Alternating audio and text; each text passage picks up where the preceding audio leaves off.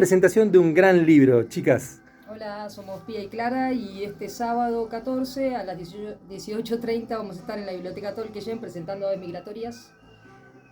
Excelente libro para compartirles. disfrutar. Excelente, sí. Todos invitados. Les esperamos allá, vamos a hacer la presentación, algunas actividades para toda la familia y bueno, si alguien lo quiere conseguir para Navidad o algo por el estilo, ahí lo van a poder conseguir.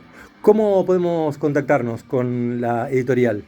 En las redes, en Instagram, @pipola.librosilustrados. Y en la Biblioteca Tolkien se va a poder adquirir ahí también, ¿no? Sí, Perfecto. Exactamente. Felicitaciones. Muchas gracias.